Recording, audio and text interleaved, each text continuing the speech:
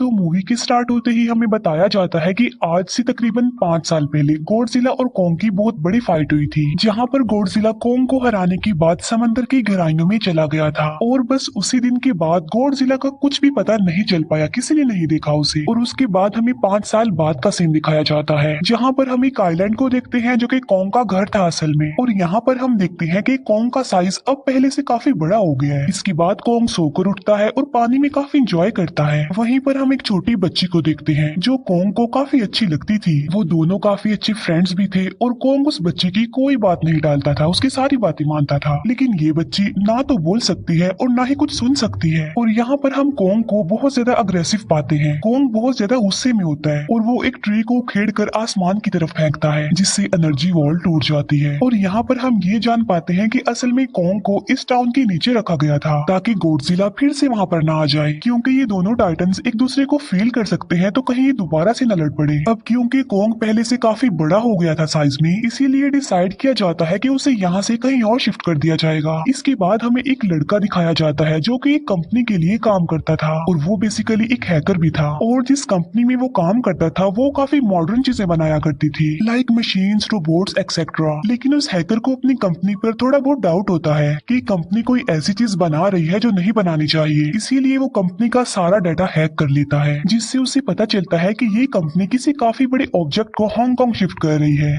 लेकिन तभी वहाँ पर अलार्म बजने लगता है और ये गॉडजिला के आने का अलार्म था। देखते ही देखते गॉडजिला समंदर से बाहर निकल आता है। बाहर आते ही वो सब कुछ डिस्ट्रॉय करने लग जाता है। किसी को भी समझ नहीं आ रहा था कि आखिर गॉडजिला सबको क्यों मारता जा रहा है, क्योंकि वो तो एक ऐसा टाइटन है जो इंसानों को सेव करता है, उनकी जान बचाता है। यहाँ पर हम ये जान पाते हैं कि गॉडजिला के पास एक पावर है और वो पावर न्यूक्लियर पावर है। और गॉडजिला अपनी न्यूक्लियर पावर का इस्तेमाल करके पूरी कंपनी को डिस्ट्रॉय कर देता है। इसके बाद ये न्यूज पूरी दुनिया में वायरल हो जाती है कि गॉडजिला आ चुका है, लेकिन इस बार वो चेंज होकर आया है, पहले जैसा नहीं रहा। यानी पहले वो इंसानों को बचाता था, लेकिन अब वो अग्रेसिव है और गुस्से में सबको मारता जा रहा है। कंपनी का ऑनर न्यूज में सबको बता रहा होता है कि हमारी कंपनी एक प्रोजेक्ट पर काम कर रही है, वो बहुत जल्द एक ऐसी डिवाइस बनाने में कामयाब हो जाएंगे कि जिससे गॉडजिला का मुकाबला हो सकता है। इस न्यूज को एक लड़की भी देख लेती है जिसका नाम होता है मेडिसन। लेकिन यहाँ पर मेडिसन इस बात पर एग्री नहीं करती कि गॉडजिला गुस्से में आया है, क्योंकि वो गॉडजिला को बहुत अच्छे से जानती थी। इसीलिए वो इस न्यूज को सिर्फ एक बकवास समझती है, क्योंकि उसका मानना था कि गॉडजिला कभी भी किसी को नुकसान नहीं पहुंचा सकता, बल्कि वो इंसानों की हेल्प करता है, उनकी जान बचाता है। मेडिसन अपने फादर के पास जाकर उन्हें समझाने की कोशिश करती है कि गॉडजिला कभी भी ऐसा नहीं कर सकता और उसके साथ जरूर कुछ न कुछ किया गया है। लेकिन मेडिसन के फादर उसे समझाने की कोशिश करते हैं कि देखो बेटा, ये सारे क्रिएचर्स, ये सारे टाइटन्स इंसानों की तरह ही होते हैं, यानी इनका मूड चेंज हो सकता है। अब देखो गॉडजिला भी चेंज हो गया है और वो इंसानों को मारता जा रहा है। इसके बाद मेडिसन वहाँ से चली जाती है और वो उस हैकर की ऑनलाइन ऑडियो सुनती है। वो हैकर असल में गॉडजिला के बारे में एक ऑनलाइन ऑडियो अपलोड करता है। यहाँ पर मेडिसन डिसाइड करती है कि वो जाकर उस हैकर से मिलेगी और जाकर उससे सारी बात पूछेगी कि आखिर ये चक्कर किया है, गॉडजिला अग्रेसिव क्यों हो गया है और उसने उस कंपनी को क्यों डिस्ट्रॉय किया। इसके बाद कंपनी का ऑनर एक सीनियर डॉक्टर नेथन से जाकर मिलता है। डॉक्टर नेथन असल में एक साइंटिस्ट भी होते हैं। कंपनी का ऑनर डॉक्टर नेथन को बताता है कि आपका जो कॉन्सेप्ट था हॉलो अर्थ वाला, वो बिल्कुल सही था और ये वो जगह थी जहाँ पर टाइटन्स पैदा होते हैं। असल में डॉक्टर नेथन ने एक बुक लिखी थी जिसमें उन्होंने लिखा था कि जमीन के अंदर एक और जमीन भी है जिसका नाम हॉलो अर्थ है। ये छुपी हुई है और किसी को नजर नहीं आती और असल में ये अर्थ टाइटन्स की एनर्जी का सोर्स है। वहीं पर कंपनी का ऑनर डॉक्टर नेथन को एक और आदमी से भी मिलवाता है। कंपनी का ऑनर डॉक्टर नेथन को बताता है कि हमने हॉलो अर्थ के अंदर ही एनर्जी का एक सोर्स ढूंढ लिया है। अब यहाँ पर हम ये बात तो जानते नहीं कि हॉलो अर्थ आखिर एग्जिस्ट कहाँ पर करती है। हॉलो अर्थ असल में हमारी जमीन के नीचे है और जिस तरह हम सूरज से एनर्जी लेते हैं और सेम उसी तरह हॉलो अर्थ में एक एनर्जी सोर्स है जिससे ये सारे टाइटन्स एनर्जी लेते हैं। और अगर ये लोग उस एनर्जी सोर्स को ढूंढने में कामयाब हो गए तो ये गॉडजिला का मुकाबला भी कर पाएंगे।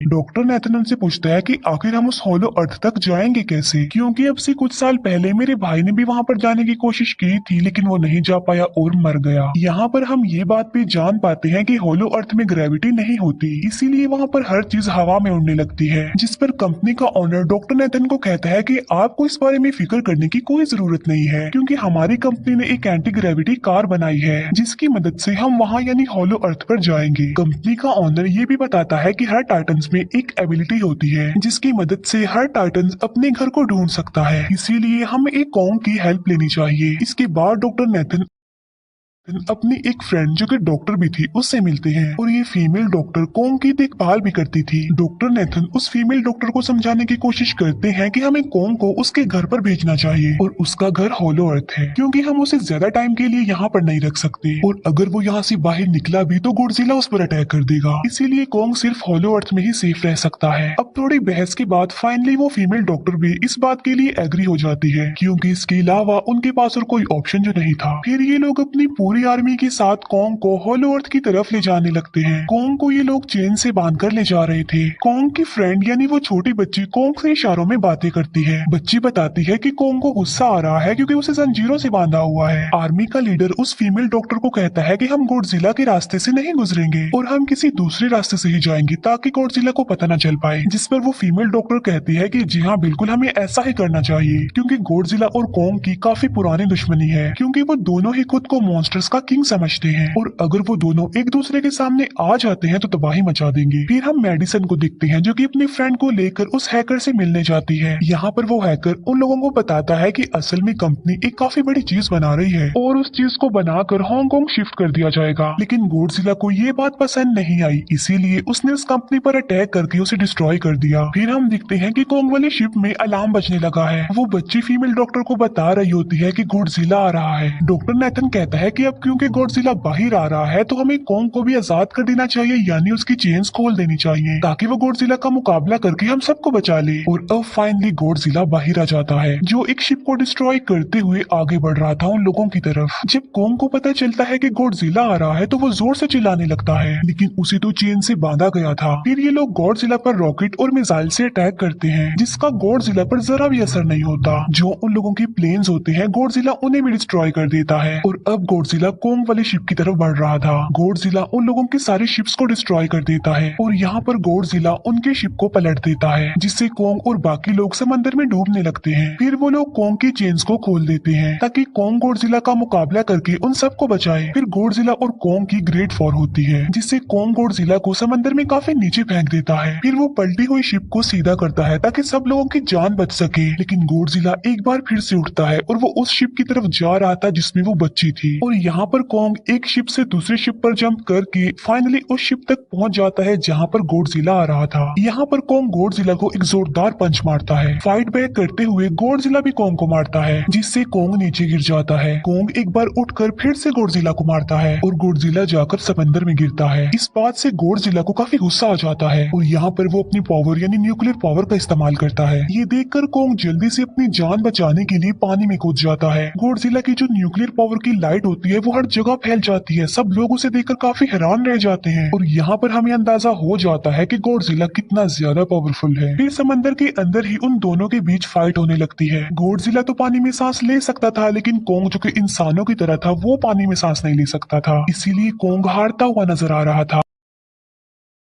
फिर गॉडजिला कॉन्ग को मारने के लिए उसे समंदर की गहराइयों में लेकर जा रहा होता है। वो फीमेल डॉक्टर कहती है कि हमें जल्द से जल्द कॉन्ग की हेल्प करनी चाहिए वरना गॉडजिला उसे मार डालेगा। फिर ये बहुत सारे मिसाइल को समंदर में ब्लास्ट कर देते हैं जिससे होता ये है कि कॉन्ग अपनी जान बचाने के लिए बाहर आ जाता है। फिर डॉक्टर नेथन ऑर्डर देते हैं कि सब कुछ ऑफ कर दो, सारे इंजन सारी मशीन को शट डाउन कर दो ताकि गॉडजिला ये समझे कि हम लोग हार चुके हैं और मर चुके हैं, और तब ये लोग सारी चीजों को शट डाउन कर देते हैं। तब गॉडजिला कॉन्ग को गुस्से में देखता है और फिर वहाँ से चला जाता है। फीमेल डॉक्टर कहती है कि अगर हम आगे बढ़े तो गॉडजिला हमें फिर से फेल करके हम लोगों पर अटैक कर देगा, तो अब हम कैसे आगे बढ़े और हम कॉन्ग को कैसे ले जाएंगे। जिस पर डॉक्टर नेथन कहते हैं कि हम कॉन्ग को उड़ा कर लेकर जाएंगे। दूसरी तरफ हम देखते हैं कि मेडिसन अपने फ्रेंड्स के साथ उस कंपनी में घुस गई है ये चेक करने के लिए कि आखिर ये कंपनी कौन सी चीज बना रही है जिस पर गॉडजिला को गुस्सा आया और उसने अटैक कर दिया। वहाँ पर उन लोगों को एक काफी बड़े एनिमल के अंडे भी मिलते हैं और फिर जैसे ही उन लोगों को अंडे मिलते हैं उनका डोर लॉक्ड हो जाता है। असल में जहाँ ये लॉक्ड हो जाते हैं वो एक मशीन होती है जो इन लोगों को अंडों समेत काफी तेजी से हांगकांग लेकर जा रही थी। फिर हम देखते हैं कि हेलीकॉप्टर्स के जरिए पूरी आर्मी कॉन्ग को होलो अर्थ के पास पहुंचाने में कामयाब हो जाती है। वो लोग कॉन्ग को कहते हैं कि वो होलो अर्थ वाली केव में चला जाए, लेकिन कॉन्ग वहाँ पर जाने के लिए इनकार कर देता है। फिर ये लोग डिसाइड करते हैं कि वो उस बच्ची के थ्रू कॉन्ग को कहेंगे कि वो वहाँ पर चला जाए, क्योंकि कॉन्ग उस बच्ची की कोई बात नहीं टालता था। साथ में कॉन्ग को ये भी कहा जाएगा कि आपकी फैमिली भी वहाँ पर है, आप जैसे और भी क्रिएचर्स हैं वहाँ पर। और यहाँ पर कोंग उस केव में जाने के लिए एग्री हो जाता है और यहाँ पर कोंग उस होलो अर्थ वाली केव में चला जाता है और ये लोग भी अपनी एंटी ग्रेविटी कार की मदद से कोंग के पीछे पीछे जाते हैं। होलो अर्थ एक अलग तरह की ही दुनिया थी।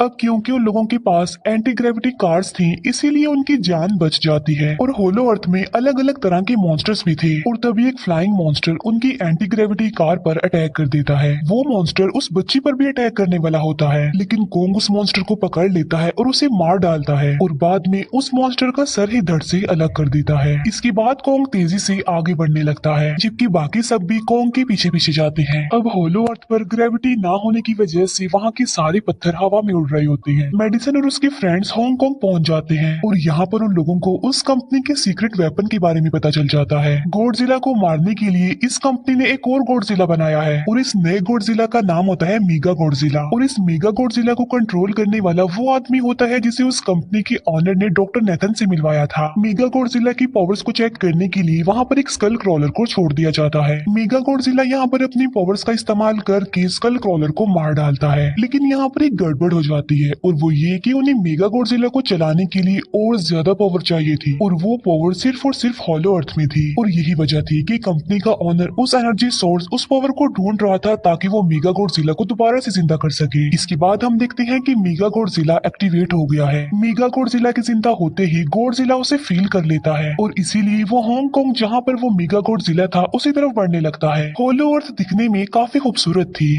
और होलो अर्थ में जो एनर्जी सोर्स था वो एक पहाड़ में था। कोंग उस पहाड़ की तरफ जाता है और उसके डोर को ओपन कर देता है और जोर से दौड़ता है। कोंग को वहाँ पर एक वेपन मिल जाता है जो कि एक एक्स थी और ये एक्स कोई नॉर्मल एक्स नहीं होती बल्कि ये गॉडजिला की बॉडी से बनाई गई होती है जो कि बहुत पावरफुल होती है। कोंग उस एक्स को लेकर एक जगह पर बैठ जाता है बिल्कुल किंग की तरह। गॉडजिला जो कि हांगकांग पहुंच गया था और अब वो मेगा गॉडजिला की तरफ बढ़ रहा था जिससे सब लोग अपनी जान बचाने के लिए इधर उधर भागने लगते हैं। दूसरी तरफ कोंग को एनर्जी सोर्स भी मिल जाती है और यहाँ पर उसे ये भी पता चलता है कि एनर्जी सोर्स उसकी एक्स को भी चार्ज कर सकता है क्योंकि उसकी एक्स चार्ज होने के बाद ही चल सकती है और चार्ज होने के बाद वो और ज्यादा पावरफुल हो जाती है। गॉडजिला को ये बात भी पता चल जाती है कि होलो अर्थ में कोई आया है जिससे गॉडजिला अपने न्यूक्लियर पावर जमीन पर मारता है जिससे वो न्यूक्लियर पावर जमीन को फाड़ती हुई कोंग के पास पहुंच जाती है।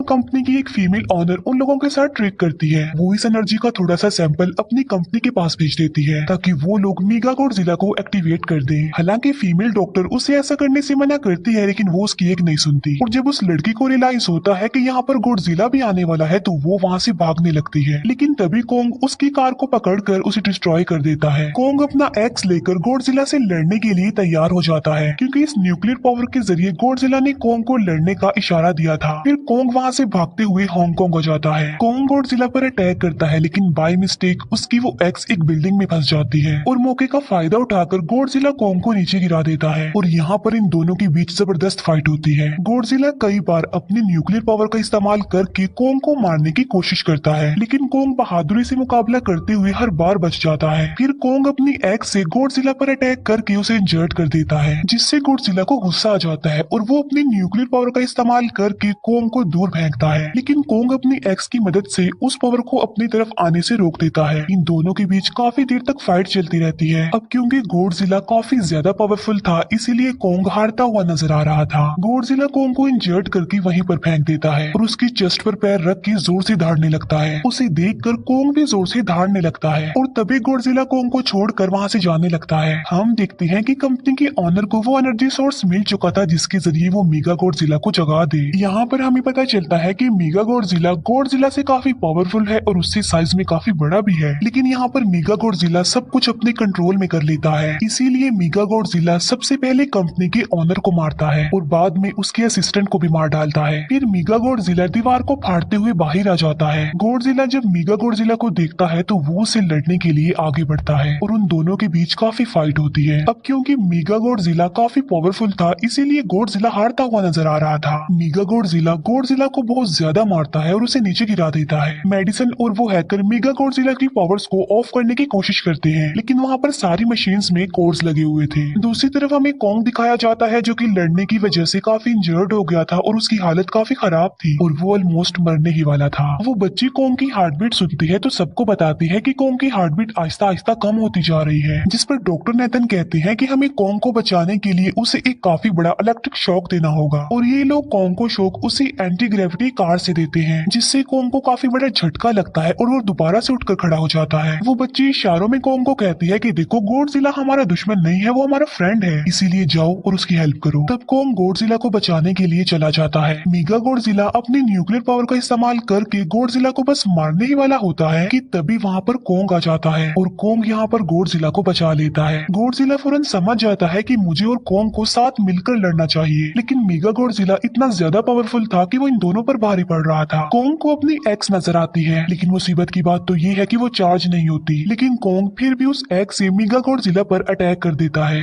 लेकिन मेगा गॉडजिला कॉन्ग को मारता है और वो कॉन्ग को बस मारने ही वाला होता है कि तभी कॉन्ग उसे ऐसा करने से रोक लेता है। अब क्योंकि मेडिसन और उस हैकर से वो मशीन बंद नहीं हो रही थी जिससे मेगा गॉडजिला की पावर्स को कम किया जाए, इसीलिए वो गुस्से में आकर उस मशीन पर पानी डाल देते हैं, जिससे मेगा गॉडजिला थोड़ी देर के लिए ऑफ हो जाता है और इसी बात का फायदा उठाकर गॉडजिला अपने न्यूक्लियर पावर के जरिए कॉन्ग के उस एक्स को चार्ज कर देता है और अब कॉन्ग के पास पावर आ चुकी थी, इसीलिए वो मेगा गॉडजिला को तबाह बर्बाद करके रख देता है, उसके हाथ पैर तोड़ देता है और उसके सारे बॉडी के पार्ट्स अलग अलग कर देता है और लास्ट में वो मेगा गॉडजिला का सर भी उखेड़ कर फेंक देता है। अब क्योंकि मेगा गॉडजिला मर चुका था तो सब कुछ नॉर्मल हो जाता है, लेकिन तभी गॉडजिला फिर से खड़ा हो जाता है और कॉन्ग भी अपनी एक्स लेकर गॉडजिला से लड़ने के लिए तैयार हो जाता है। अब क्योंकि उन दोनों ने एक दूसरे की हेल्प की थी इसीलिए वो नहीं लड़ते। गॉडजिला वापिस समंदर में चला जाता है जहाँ से वो आया था और जबकि कॉन्ग अब हमेशा के लिए होलो अर्थ में चला गया है और कॉन्ग उस छोटी बच्ची को भी अपने साथ वहाँ पर ले गया है और इसी के साथ ही इस मूवी का यहीं पर एंड हो जाता है।